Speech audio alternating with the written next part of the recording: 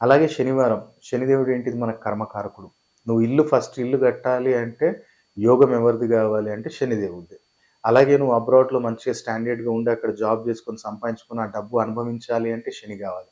అలాగే మీరు ఎవరైనా సరే గాని ఆహ్, మెమరీ పవర్ స్ట్రాంగ్ ఉండాలి, లైఫ్‌లో ఒక డిసిప్లిన్ ఉండాలి అన్నప్పుడు ఎవరు గావాలి? శని గావాలి. అలాగే జాబ్‌లో మనం లాంగ్ టర్మ్ మంచి ఒక దగ్గర ఒక కంపెనీలో మనం ఒక ఆర్గనైజేషన్‌లో ఒక 10, 15 సంవత్సరాలు జేయాలి. ఒక స్థిరత్వం గావాలంటే ఎవరు గావాలి? శనిదేవుడు గావాలి. అలాగే మనకి లాంగ్ టైమ్ ఏదైనా డిసీజ్ లేకుండా ఉండాలంటే శనిదేవుడు గావాలి. నీకు ఆయుష్ గావాలంటే శని గావాలి. అలాగే భార్యాభర్తలలో ఎలాంటి డిస్టర్బెన్స్ లేకుండా ఉండాలంటే ఎందుకంటే భార్యాభర్తలలోకి శని ఎందుకొచ్చింది సార్ అంటే శుక్రుడికి బాడీగార్డ్ ఎవరంటే శని. సో, శుక్రుడిని కాపాడుకోవాలి, రిలేషన్‌షిప్‌ని కాపాడుకోవాలి అంటే శని గావాలి. కాబట్టి శనివారం రోజు మనం స్నానం జేయాలి అన్నప్పుడేంటంటే, స్నానం జేసే ముందే మీరు స్నానం జేసే ముందు ఆ రోజు మంచిగా కొంచెం ఏంటంటే మీరు ఒకవేళ సంపంగి నూనె దొరికితే పర్లేదు. అంటే జాస్మిన్ ఆయిల్ అంటాం మనం. ఆ జాస్మిన్ ఆయిల్ మనకు దొరికితే తీసుకోండి.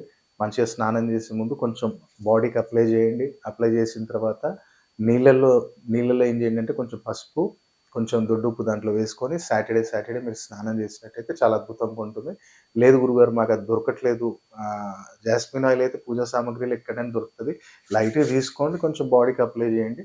లేదనుకుంటేనేమో మోకాళ్ళ నుంచి కింది భాగానికైనా సరే అరికాళ్ళకు గూడా మంచిగా మసాజ్ జేయండి. అప్పుడు ఆటోమేటిక్‌గా శనిదేవుడి యొక్క అనుగ్రహం ద్వారా నేను చెప్పిన ప్రాబ్లమ్స్‌లలో కూడా మీకు రిలాక్సేషన్ ఉంటుంది.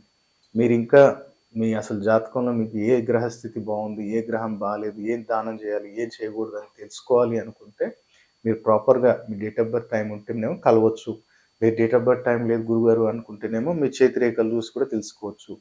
లేదు ఆహ్, మనం పర్టిక్యులర్ మీరు విజిట్ జేసినప్పుడేంటంటే, మనం ఒక ప్రశ్నా శాస్త్రం ద్వారా గూడా మీకు మీకొక ఒక పాజిటివ్ రిజల్ట్స్ అనేది గూడా మనం ఇవ్వటం జరుగుతుంది.